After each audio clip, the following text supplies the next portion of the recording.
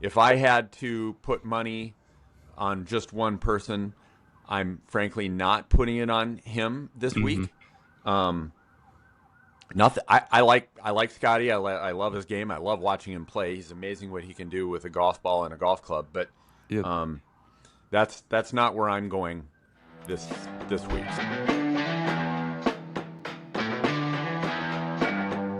Welcome back to Two Generations, One Mike. Big episode today. We had the Final Four in this weekend, and it is Masters Week, your favorite weekend of the year.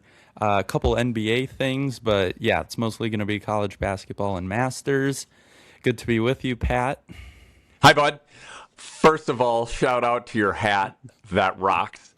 That's awesome. I love it.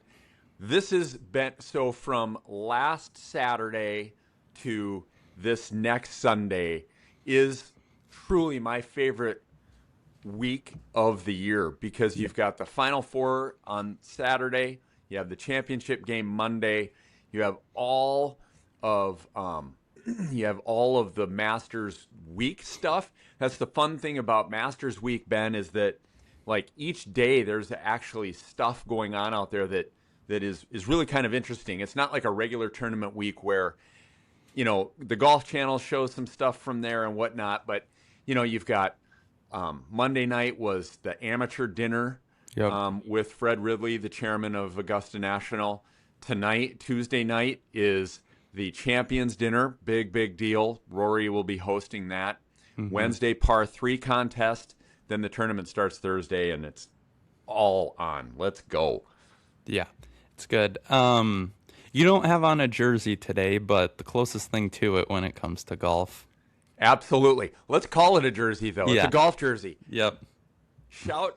This is a throwback to Tiger Woods. Got his.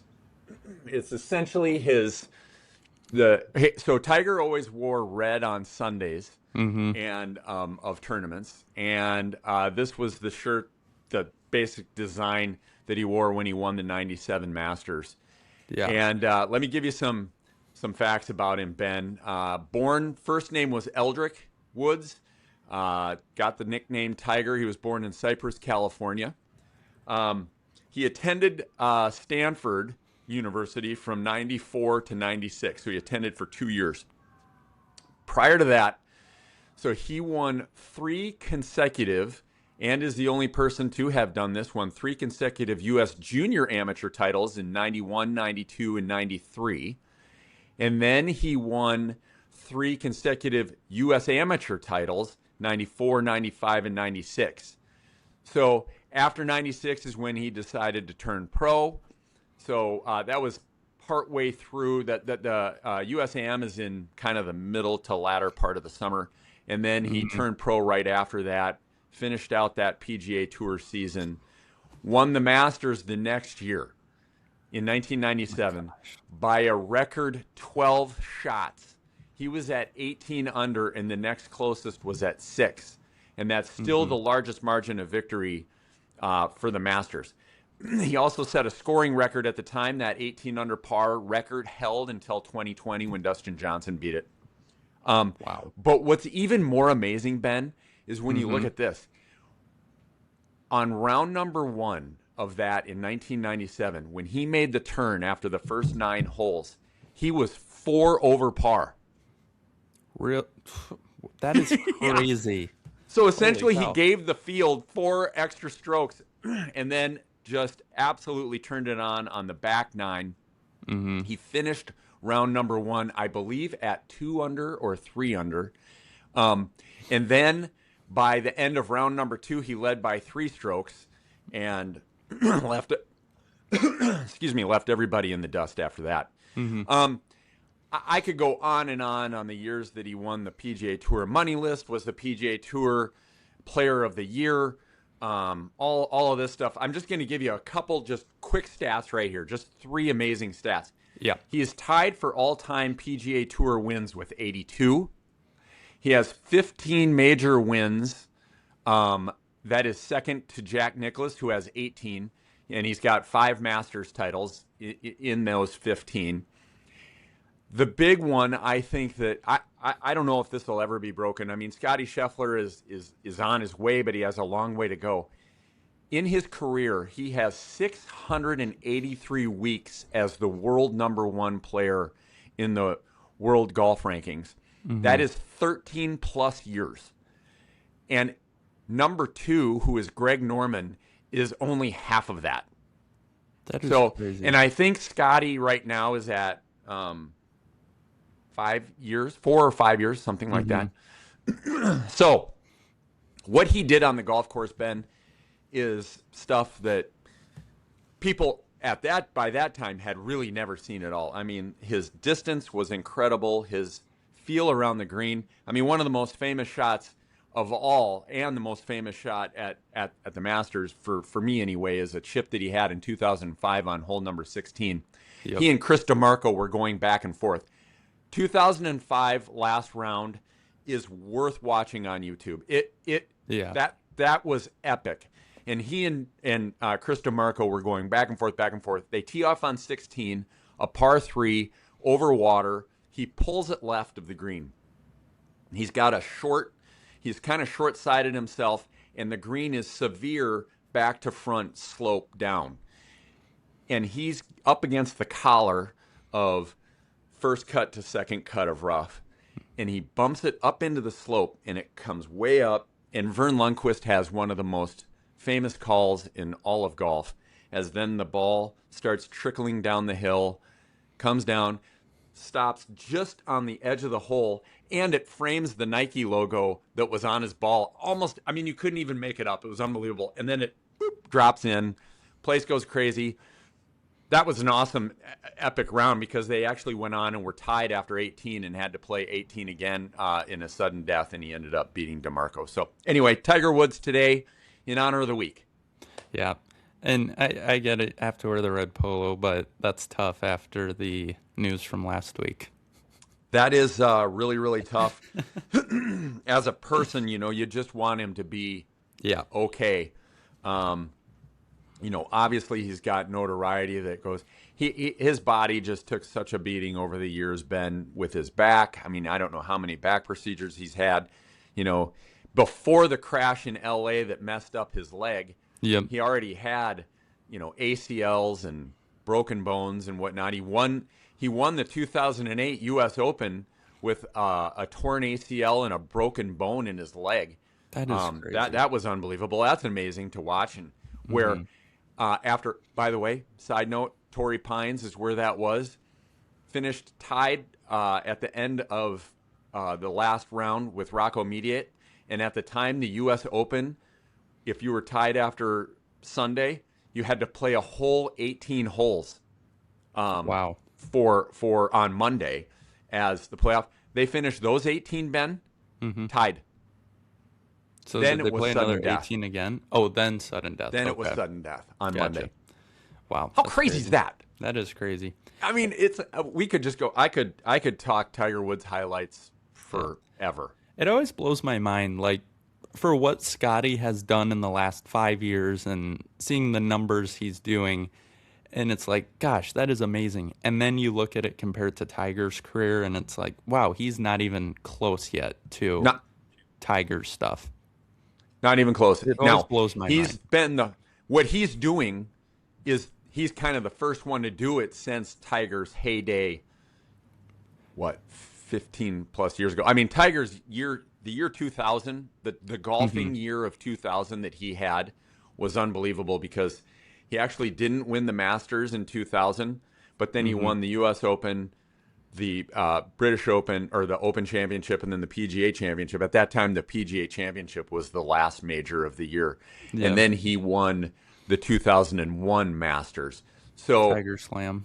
The Tiger Slam. Exactly. Yeah. But that year, that golfing year was incredible. That's fun. Yeah, we'll get into more Masters details here a little bit later. Yeah, let's start with the Final Four here. So, first Final Four game of the day, UConn beat Illinois. Watching that game, UConn started off hot. Braylon Mullins is just such a good shooter. I mean, coming right off of that game winner in the Elite Eight. He started off the game hot, hit a couple of moving threes. UConn jumped out to a big lead against Illinois. I was also just so impressed with Terrace Reed Jr. Up until that point, he had been playing arguably like the best player in the tournament. And I mean, he kept that going against Illinois. And Illinois is not a small team either. The Avicic brothers are big. And he was just battling them down low, getting on the offensive glass. His touch on his little post hooks is amazing. Yeah. And what did surprise me, though, for UConn is this happened in both the Final Four and the national championship game, which we'll get to. They shoot it amazing in the first half. And then the second half starts, and they all of a sudden go completely cold. They ran up a pretty good lead against Illinois in that first half, and Illinois just slowly clawed their way back in the second. Tomislav Avicic hit a couple threes. Keaton Wagler didn't have his normal game, but he hit a few just to slowly help him. Andrei Stojakovic didn't quite do what he does, but they tried to bring it back. But then in the last 4 minutes, Caravan and Mullins hit a couple more threes to seal the deal. That Caravan is so solid. I love watching him play. I don't know what sort of professional career he'll end up having. If any. I mean, hopefully he gets a shot, whatever. Yeah. But boy, as a college player, is he super fun to watch. And, we've watched him now for, 4 years. And he is so fun to watch. And like you said, Mullins, if he gets hot, he's a great shooter. Yeah. And like you said, coming off of, the regional final when he hit that last second shot against Duke, you don't really know what that week has been like behind the scenes, for them as a team as well as for him as a player. I mean, he's what is he, 18, 19 years old? I mean, that's just gotta make you feel incredible. And how do you keep your head focused? I'm sure Hurley is good at keeping them dialed in and focused on the task at hand. Definitely. And like you said, he came out firing and played well. They all played well. You knew that Illinois would have to they'd have to be banging on all cylinders for pretty much the whole game to hang in there because of, as we've talked about, the UConn experience. Final Four, 3 of the last 4 years. Versus Illinois with a number of freshmen and everything like that. So, and they just, like you said, they started clawing back, and then UConn just kind of, their experience just kind of took over.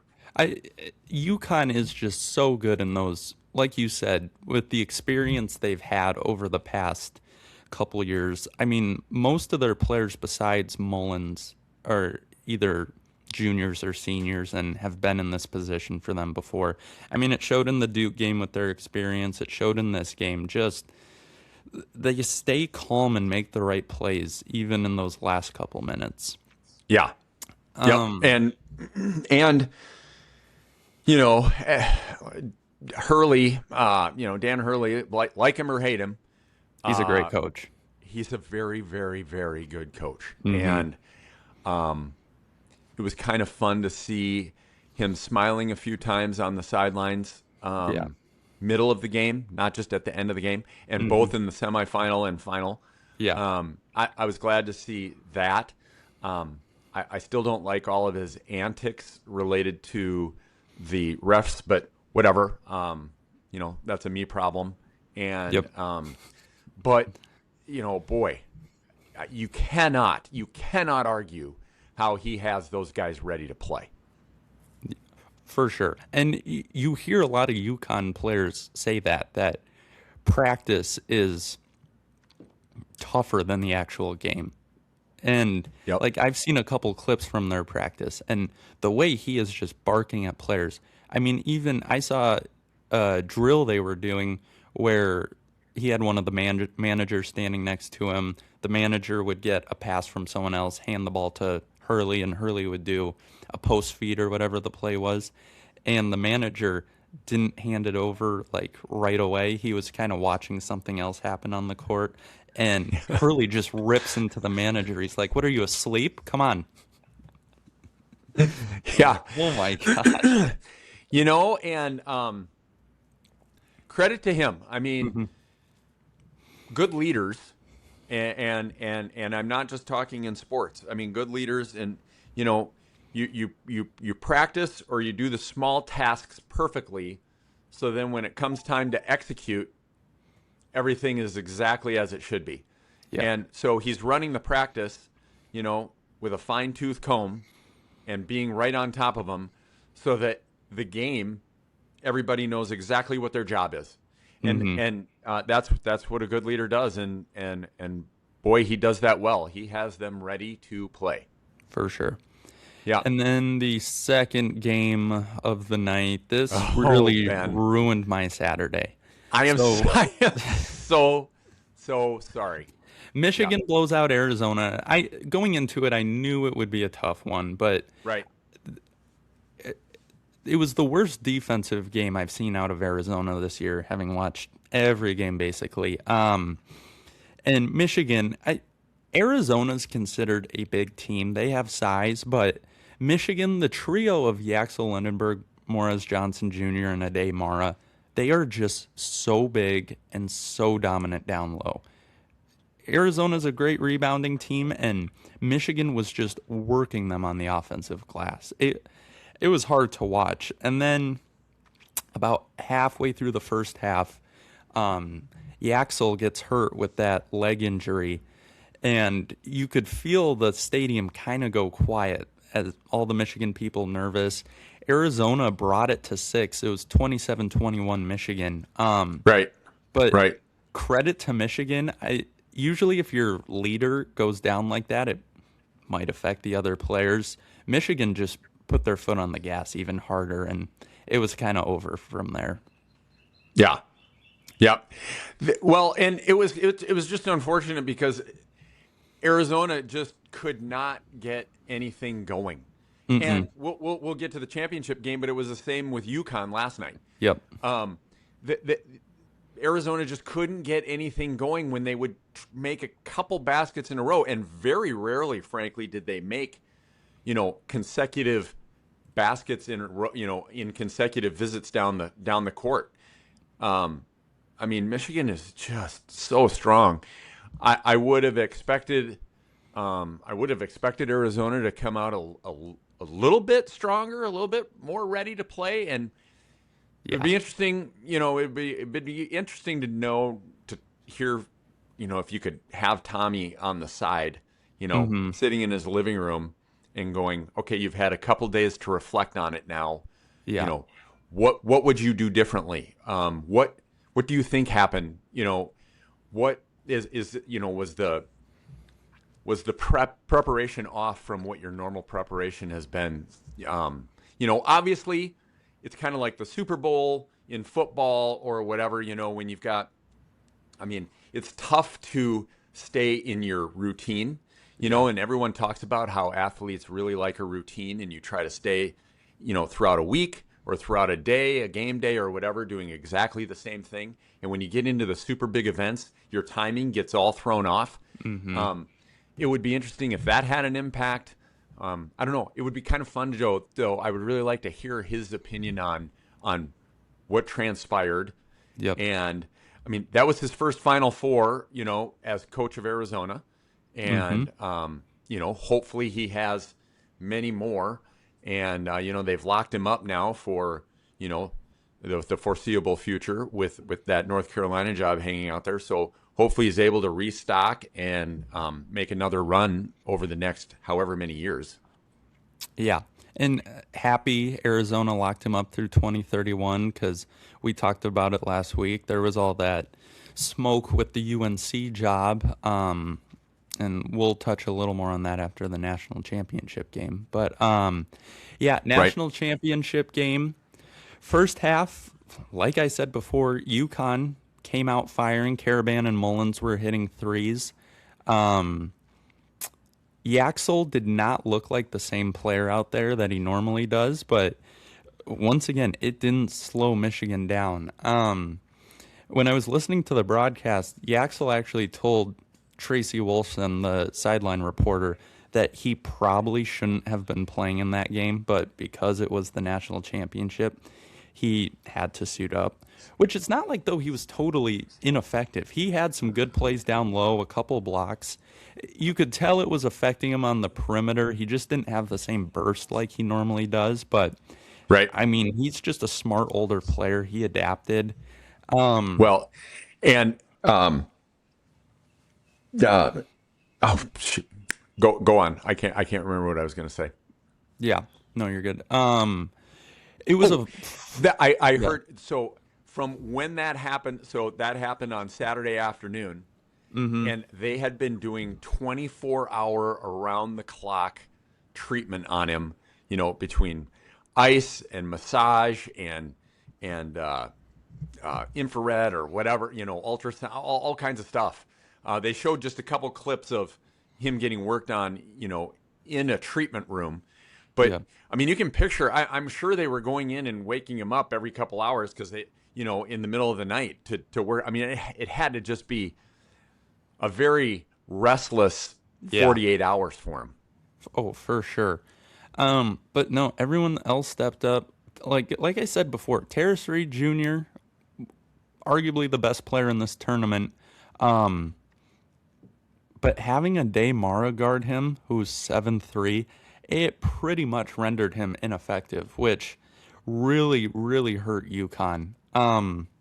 Yep. It was a 4-point game at half, though, because UConn was hitting their threes in the first. And then between the beginning of the second half up until about the 3 or 4 minute mark, UConn was getting the exact same looks from three, but just could not hit them.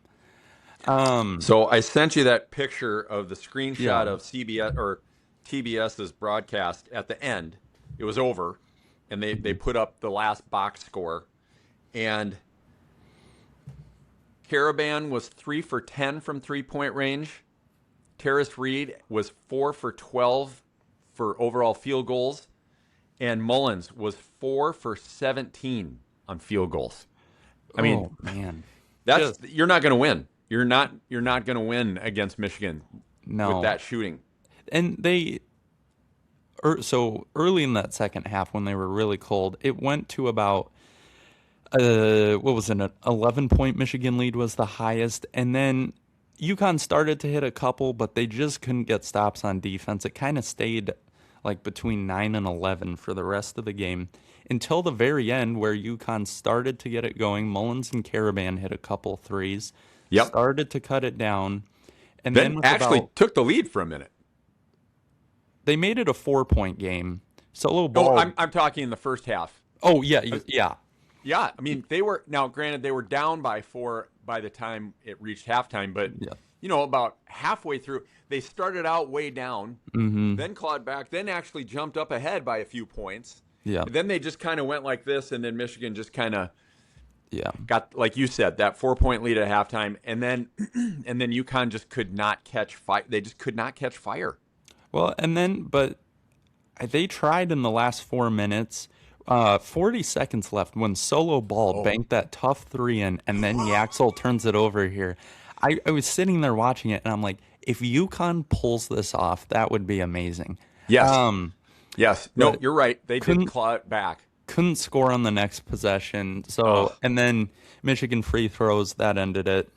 Yep. Oh, yeah, they did. I mean, they were 2 trips down the court away from tying it. Yep. And like I said, Yaxel barely playing in the Final Four, super hurt in the national championship. I mean, Michigan is just such a good team. LJ Kaysen, their 6th man, tore his ACL a month and a half ago. This team is just so good. And it's the first team ever where all 5 starters for the national championship game are transfers. Yeah. Which is brutal in the grand scheme of things. I mean, just it's I was watching Get Up this morning, and they were talking about that, and I mean, just talking about the game in general, and that, all five were transfers and everything like that. And Mike, something that I wanted to pose a question to you about, you know, to win a national championship in basketball, more than 5 years ago or whatever. I mean, we're a number of years into the NIL stuff and transfer portals and all of this. You had to build a program, or you had to recruit players and bring them together. And now it's almost like free agency. It is free agency. Yeah. So you can go out and pick and choose and offer money and all of that. So it changes the way of building a team. Do you think that takes away at all from winning it? Does it take away from winning a national championship now, or is it just that's the way it is? It's equally good. Like your generation. I mean, you know. I don't think it really.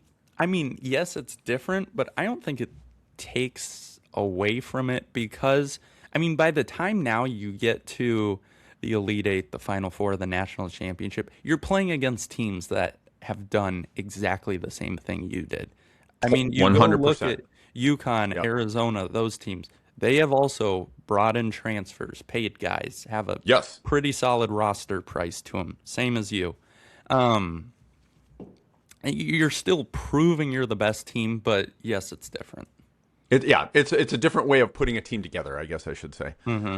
One other thing that I thought was interesting, Ben, is after the game is over and they're up on the stage, the players were holding up signs that said "Shock the world," "Shock the world, boys," "Go blue" or whatever. And I'm like, you were the number one team, for over half the year. Yeah. It bounced between them and Duke and Arizona, but they were always top five throughout the entire year. Yeah. But I'm curious. Are we still saying "shock the world"? Yeah. Curious what they started the year at. Oh, in terms of their overall ranking? Number 7 is what they started at. Yeah. I was just curious to look at that. Anyway, now I thought that was interesting. I mean, are we really shocking the world? Yeah. ESPN released their way too early top 25 for next year, and Michigan's number 1. It'll be really interesting who comes back for them because Yaxel Lendenberg, he's 24. He's out of eligibility. And then I think Elliot Cadeau, their point guard, who won most outstanding player, he'll probably come back. And then what's going to be the deciding factor, Morris Johnson Jr. and Ade Mara, both still have eligibility. Right now, from mocks I've been looking at, they are projected late first, early second. So if either of them, if they decide to go or at least test the draft waters, or, I mean, both of them are making between $500,000 and $1 million a year. You might want to just run it back. If you're Mara, I think you have to. That would be my opinion. Have to come back or go? Have to come back. Yeah. I mean, he's still pretty raw, and I mean, yes, he played awesome, but I mean, he's got to be sharper. I think when you're talking about pro level stuff, it can't hurt. And now that they're paid what they're paid, it's not like it's the risk is significantly less now that you're paid the way you're paid. Very true. I should say it that way. I will say, though, he impressed me this tournament, his versatility, because usually guys that tall, like we've seen it before with like an Edie or a Kofi Coburn or someone that big, it's usually just back to the basket, power down low. They run a lot of sets where it's like bring him out to the free throw line, and he's a good passer. He had a couple games this tournament where he had 5 or 6 assists, so that impressed me. I agree. I just think, the higher you, I mean, running it back one more year and having just sharpening your skills, working Yeah. all summer and fall, and then hitting next season, and you're just absolutely dominant. And with Yaxel leaving, who was the number one guy on your offense, it's going to open it up for you more just to get even more opportunity. Yeah. Michigan's Boy, also that bringing in the that number. Cadeau though is a heck of a floor general. Holy moly! Yeah. They're also bringing in the number 14 player in the country, Brandon McCoy, to pair with Cadeau in the backcourt. So that Okay. they could be looking really good for next year. Yeah. Yeah. Well, and we'll see what Arizona does for you. They have a couple recruits coming in. Three of their key players though ran out of eligibility, so they need to attack the transfer portal hard. Yeah, but I saw on that way too early list they're in the top 10. They were 4 or 5, I think. Yeah. Yeah. Yeah. So potential there for sure, and especially with Tommy staying.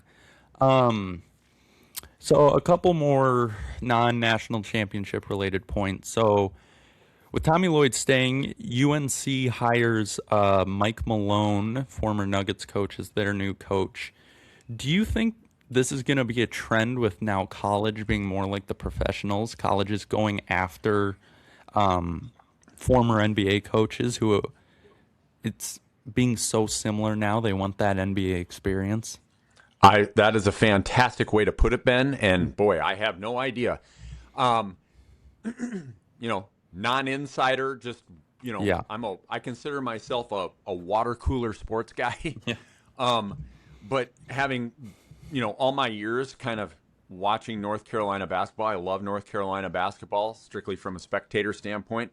But they always hire North Carolina guys, whether they were players there and or in the coaching tree, family tree, or whatever. And I've haven't read what Malone's. I don't think he's a North Carolina guy. But so yeah, that was very surprising. And I watched a video. I saw a video on Instagram of Mike Krzyzewski learning that that's who they hired, and he has this utter look of surprise on his face. So When he was on McAfee, that kind of said it too. And I think it's also interesting that North Carolina now is, the first major college that has both a pro head football coach and pro head basketball coach, basically, with Bill Belichick at the football and Malone as basketball. That's kind of interesting. Yeah. And it did kind of seem like they wanted an NBA guy because they went after Tommy Lloyd. Tommy stayed. The rumor is they went after Dusty May, and Dusty wasn't going to leave. And Billy Donovan, the Bulls coach, was also on their radar. But Billy said he wouldn't take an interview till after the Bulls season was over. So they pivoted to Mike Malone. And he's a good coach. He has an NBA ring. So I'm curious on how this is going to go.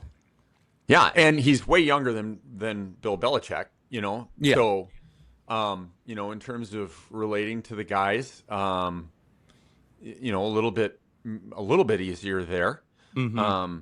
Recruiting obviously will be a big thing now. Now that you've got the money element into recruiting, it's not just going into someone's living room and trying to talk to the player and their parent or parents as to what you're going to be able to do to develop them. There isn't quite that element of it anymore. Yeah. I don't think. Maybe there is. Probably in some of the smaller schools, there's a little bit more of that sort of thing. But, the bigger programs now, as we were just saying, are kind of professional programs. So money plays a much bigger role in it than that. So It's a lot more talking to the agent than the parents now. Right. Right. Which is insane Yeah. for a guy like me. Yeah. For a guy like me. Yeah. All right. I think we're good on college basketball there. Now let's get into the Masters. Oh, boy. Let's go. Let's go. So looking at the favorites, so Scotty is the favorite by a long ways, which you have to have him as the favorite, but he has not been playing great golf lately. This is probably the worst stretch we've seen out of him in the past 5 years. Yes, he has not had a great beginning of 2026. Mm-hmm. The other interesting thing, Ben, is he rolls into Augusta with, well, I think, he has a new baby. Mm-hmm. I forget what his name is, Remy or something like that. Anyway, who a couple days ago was 9 days old. I don't know exactly where that day fell, like upon his arrival on Sunday, if he was 9 days old, and now he's 11 days old, or whatever the case may be. Yeah. But he's got an 11-day-old baby, plus their older son. Mm-hmm. You know, if he is having to pull baby duty in their rental house, in addition to all this, I don't know, but he like we just said, he has not played well this season. If I had to put money on just one person, I'm frankly not putting it on him this Mm-hmm. week. Nothing. I like Scotty. I love his game. I love watching him play. He's amazing what he can do with a golf ball and a golf club. But Yep.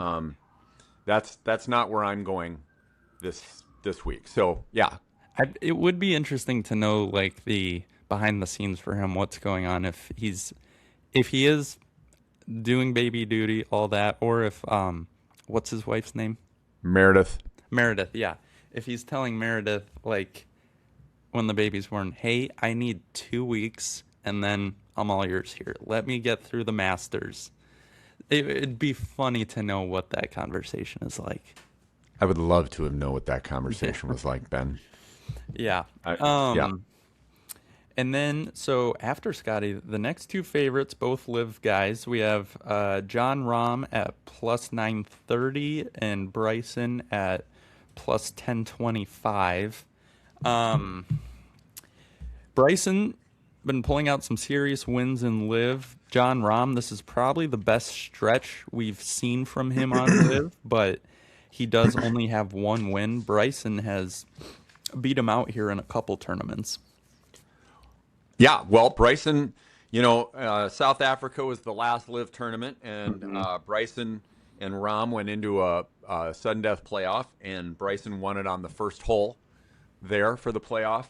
And then, a few weeks prior to that was Singapore, and Bryson went into a playoff with Richard Lee and beat Richard Lee on the first hole of the playoff. Then the previous one to that was Hong Kong, and John Rahm won that outright. With Bryson wasn't on the upper part of the leaderboard on that one. And then you go back to Adelaide, when that was famous for Anthony Kim actually winning his first live tournament outright. But John Rahm was second and Bryson was T3. So both Rahm and Bryson are playing very, very good golf right now, and they are kind of the talk of the early Masters picks right now, both looking pretty good. Bryson has showed up, in the last few years. Yep. He was in the final grouping with Rory last year, and unfortunately, shot a 75 in the last day, and just didn't have a good last day. Yeah. But yeah, I think, Ben, like, some sleeper guys like Justin Rose, Ludwig, Matt Fitzpatrick, some of these guys. Excuse me. I think those guys you got to keep an eye on. Yeah, it is interesting just this year how wide open it feels. Like past years, it feels like you can't count out Scotty Scheffler. Well, now he's just not playing great golf, so that's a big question mark. Rahm and DeChambeau playing great golf, but they are live guys, so you do have to take that into account. Xander, he's been battling some injury stuff this year. Same with Colin Morikawa. Justin Thomas is just kind of still coming back from injury. And everyone else in that top half of the field are just a little unproven when it comes to the Masters. So it is crazy how it just feels wide open this year. You don't really know who's going to pull it out. There's a great video. And what's funny is, like, one thing that you didn't, we haven't even talked about Rory yet this year, the defending champ. You He's know, also in kind of that injury department. right? Rory, won his career Grand Slam by winning the Masters last year, Mm-hmm. and it was a great last day. There's a great video. I think the Masters app and website is one of, if not the best sports app related to their event that there is. Interesting. I would put that up against any NFL, anything. And Mm-hmm. they have more video and more whatever. And then on actual playing days, Thursday, Friday, Saturday, Sunday, the number of video choices of live feeds that you have to watch is unbelievable. But there's a great, and then they have just a slew of videos that they make throughout the week. Yeah. There's a great video on their app. If you go into their, videos section, that Rory walks through each hole of last year's final round. And Oh, wow. he hit some shots, Ben, that were just absolutely outstanding. He had a shot on 7 where he hit it through, he kind of went wayward on his drive and he hit it through a window of trees and ended up hitting a fantastic shot onto the green. Missed the birdie putt, I think, but part it. He talks about, 15 on 15, for those that aren't aware, fantastic hole, par 5, famous shots from all of history on this hole. He bombs his drive, but he hits it left. And there's a section where they bring pine trees, a quarter to a third of the way out into the middle of the fairway and then back. And he's left. And he's got the green down below. And then, the slope of the fairway goes down the hill, pond in front, and then a wide but not deep green. Mm-hmm. He slings it around those trees and hits it right onto the middle of the green. It was a shot. I mean, I remember for a that guy one. that likes to hit golf balls, how the heck he hit that hook around those trees and landed Yeah. it on the green? It was unbelievable. Yeah. Yeah. So I don't know. Last year was, I love when I don't have a super vested interest in somebody. Mm-hmm. A Masters Sunday that is a battle down to the last few holes is so much fun. Yeah, for sure. Okay, so one question I wanted to get your opinion on is kind of the older generation of this 2 generations here. So last year, big story, Augusta made Jason Bay kind of make his Malbon outfits more reserved, and it's being reported that after Malbon released his 4 outfits for this year's, that they are doing the same thing again and asking him to make some alterations to his outfits. What's your stance on that? Absolutely, it's their event, it's their thing. Mm-hmm. And if you don't want to conform, no problem. Then don't show up. I love it. They're like, yep, this is the deal. And if you're, it's kind of like Wimbledon in tennis. Yeah. You're gonna wear white, and if you don't want to wear white, no problem. No, you're fine. You're just not gonna play. Yeah. You're not gonna play here. I think it's awesome. I love that stuff. What about you?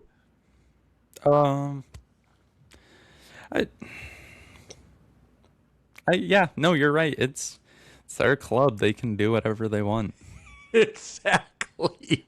I mean, I think the stuff he wears is cool, but Oh. yeah, it's their club. I think it's neat too. I remember last year one of his sweaters or whatever had his huge champion or something like that on it, wasn't it? Isn't that what it was? Yeah. Yeah. I mean, that place is so special. I mean, I've even gotten into so in recent years they started doing the amateur women's event where they play Friday and Saturday at a different course in Augusta, and then, or excuse me, Thursday and Friday, and then Saturday, the final round of the women's amateur is at Augusta National, and I have watched it the last 3 years, Yeah. start to finish, and it is so much fun. First of all, watching these women uh, their precision in the way that they navigate that course is awesome. Just like watching the LPGA, the guys, obviously, the men have, tremendous distance. Mm-hmm. They can get wayward a little bit. The women tend to hit just a little bit shorter, but their precision is unbelievable. Their drives are just so straight. It's just amazing. Anyway, there's this great U.S. amateur named Astrid Talley. Mm-hmm. She's had a fantastic amateur career, and it was interesting to watch on Saturday. She started Saturday with a decent lead, had built it up throughout the front nine, come to the back nine. She's on 11. She puts her second shot into the trap, chipped it out, bogeyed the hole, comes to 12, the famous par 3, and hits her tee shot way over. And Bones Mackay was commentating, was the on-the-ground guy who is so fun to listen to. He was Phil Mickelson's longtime caddy. Yep. And his insight on NBC broadcasts of golf are so much fun. And she flew it into the back bunker of number 12. Mm-hmm. And there's water in the front of the green. So now she's chipping out of the bunker, downslope of the green, and then a severe downslope on the front edge of the green that drops right into the water. If you hit that, you're gone. Yeah. And coming from the back. Now, Maureen, the one that ended up winning, and she was in the group ahead of them, actually hit it into the bank, and it held. Just like Freddie Couples did in 92, where the ball lands on the front edge, starts to trickle down, and stops, and does not go into the water.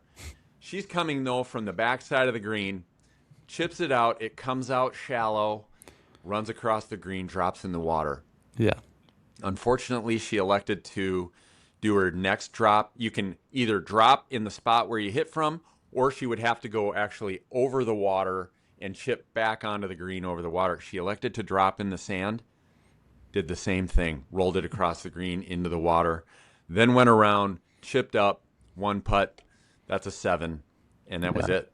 That was it. She ended up actually double bogeying number 16 as well, and it was really too bad. But so exciting and fun watching them on Saturday. Then Sunday they have the national drive, chip, and putt contest with all the kids. That's kind of neat. And now we're into Masters Week. Like I said, they did the amateur. The amateurs are a big part. So Bobby Jones, one of the 2 co-founders of Augusta National, was a huge amateur player. So the amateurs play a very big part in the Masters. And so this year there are, I believe, 6. 1, 2, let's see. I believe there are 1, 2, 3, 4, 5, 6 amateurs. So in the upper level of the original clubhouse of Augusta National, there's an area called the Crow's Nest.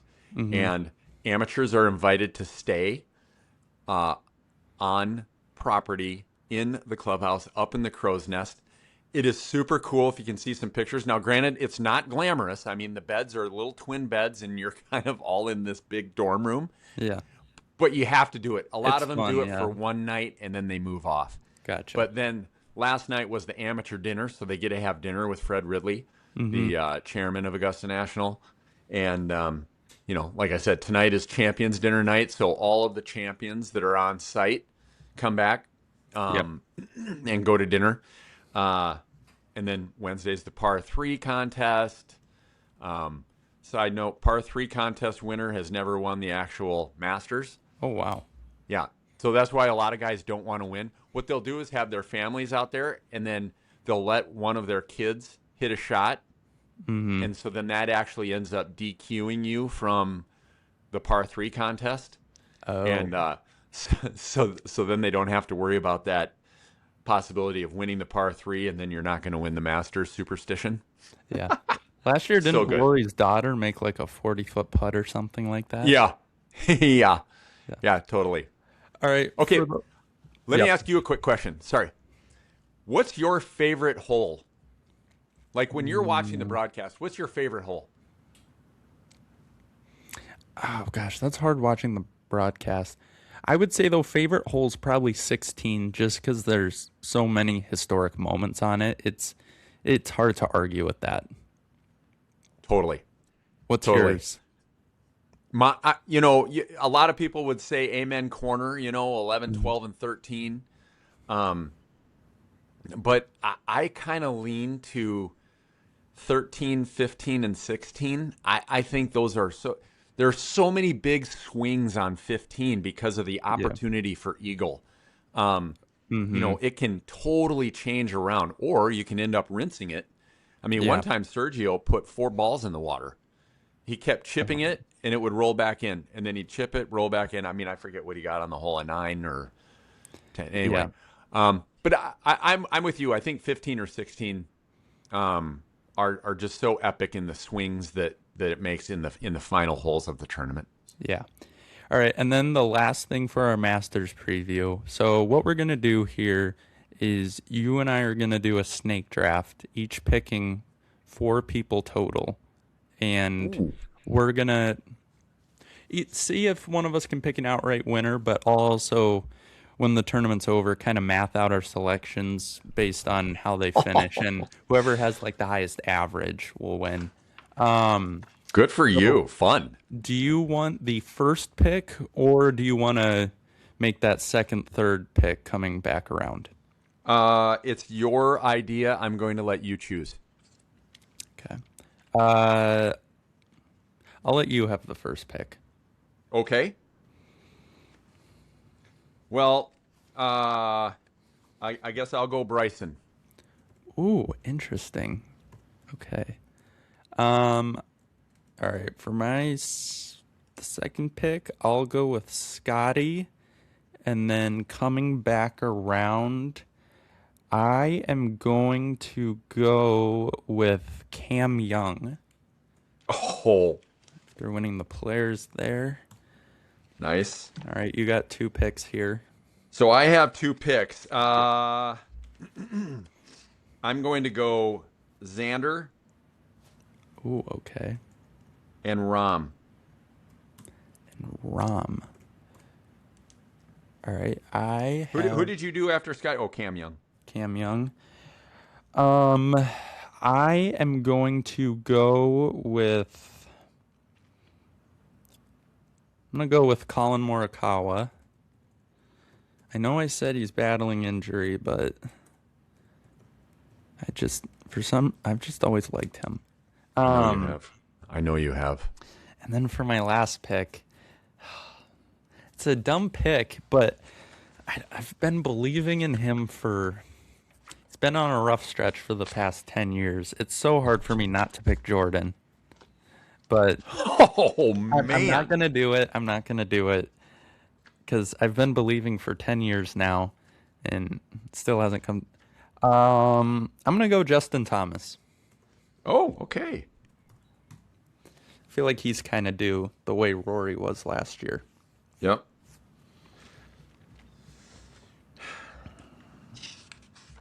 Okay, and then I got one more thing that we're gonna do. Okay. One last pick on top of those. Okay. Uh, I'm gonna go Fitzpatrick. Okay. Whoops. Hang on 1 second.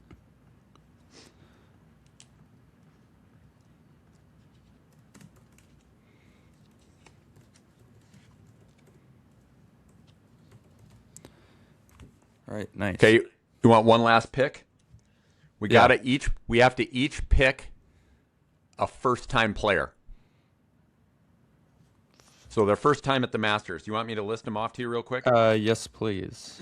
Michael Brennan, Jacob Bridgman, Ethan Fang, Ryan Gerard, Chris Goddard, Ben Griffin, Harry Hall, Jackson Harrington, Brandon Holtz, Mason Howell, Casey Jarvis, a guy from Japan that I don't, Nayuki Karoka, John Kiefer, FIFA, a guy from Thailand, Tom McKibben, Rasmus Nygaard Peterson, Andrew Novak, Marco Penge, Matteo Polsini, Samuel Stevens, Sammy Valimaki, and Christopher Wrighton.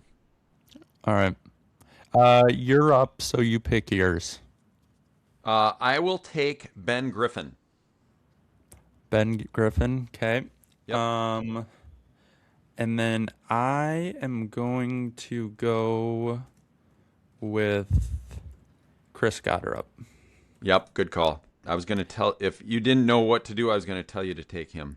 I was debating between him and Jacob Bridgman, but figured I'd go Chris Gotterup. Drew Bridgman has been playing. He had a good West Coast swing. Uh huh. Okay, that was fun. What are we at for time here? We'll do that for all of the majors. Yeah, I like it. Yep. All right, quick. Let's hop into the NBA here for 2 seconds before this or that, just because there's a couple points. So the big news from the weekend, Luca and Austin Reeves, it got announced both of them are going to be out for the rest of the regular season and possibly part of the playoffs here. Luca's looking at about 3 to 4 weeks. He's currently in Spain getting treatment for his grade 2 hamstring sprain. He's trying to come back as quick as possible, is the rumor. And then Austin is out 4 to 6 weeks, which I believe his is oblique, if I'm not mistaken. I might be wrong on that. But their first game without those two, they lost to the Mavericks. Flag had 45 points coming off of a 51-point game, which is insane. That's the highest back-to-back number of points since Allen Iverson as a rookie.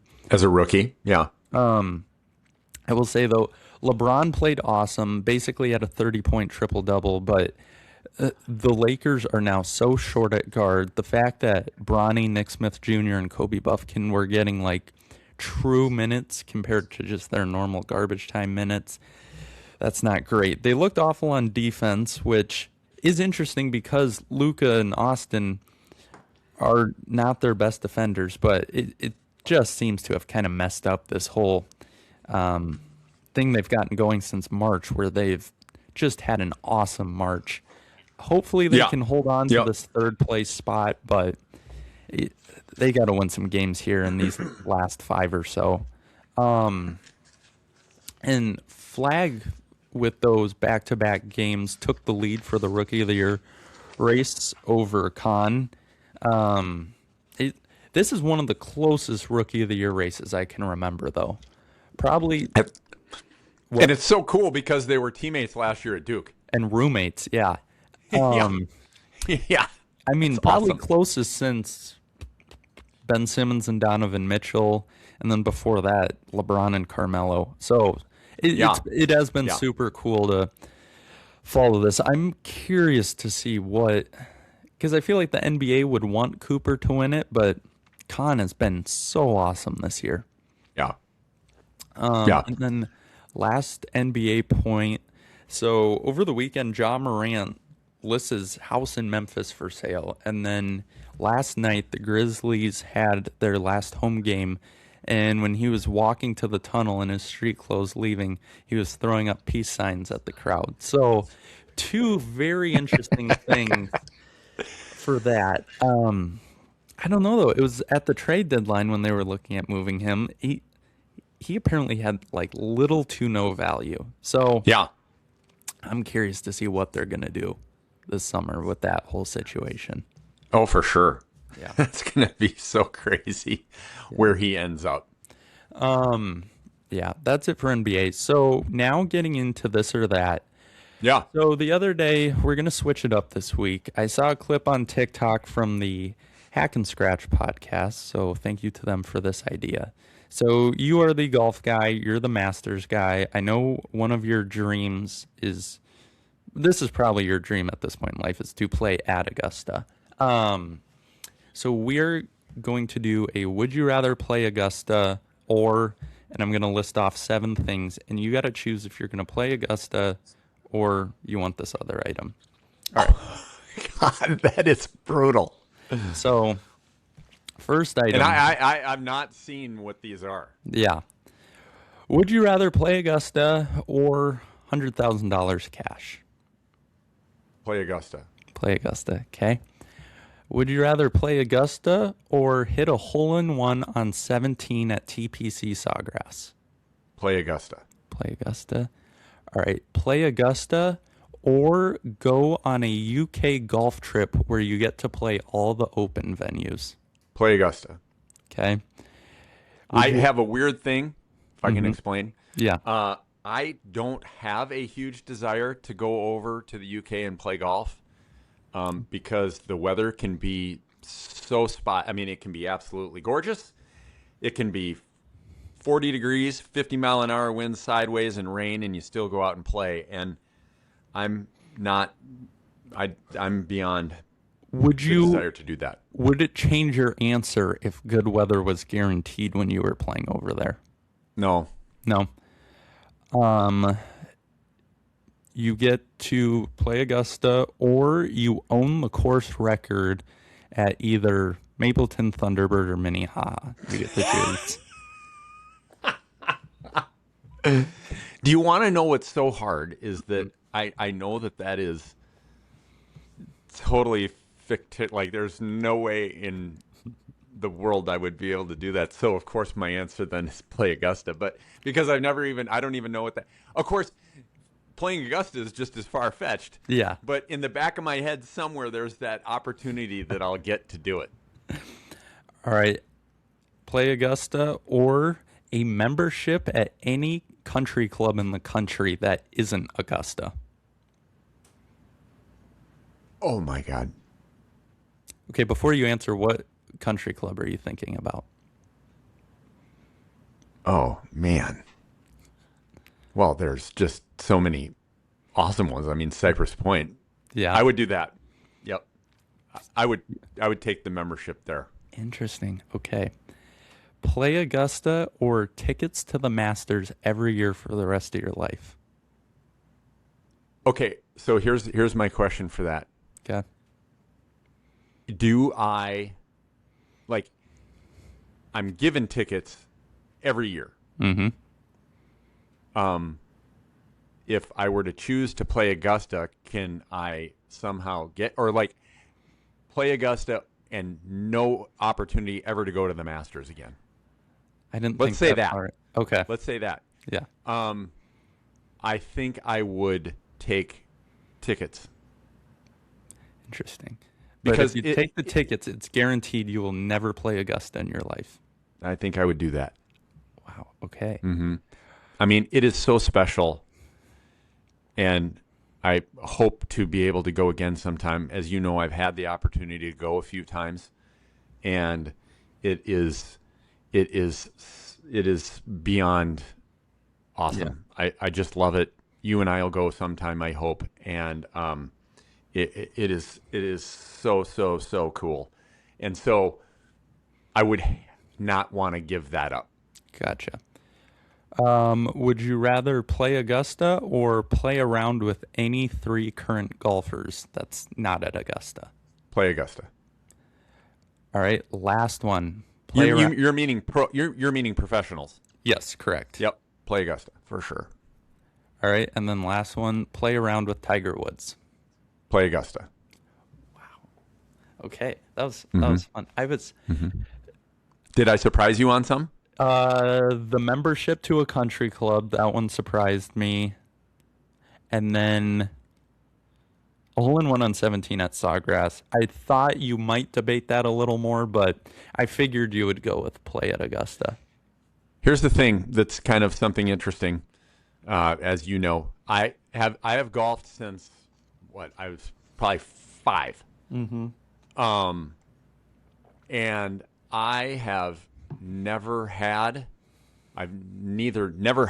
nor have I even seen a hole-in-one in person. Mm-hmm. So I've actually gotten used to not having it, and I'm fine with it after all of these years of all these other people that have had, holes in one, knocking it off of a tree and down into the hole, or, skull it and it runs all the way across the fairway and into the hole, or whatever. I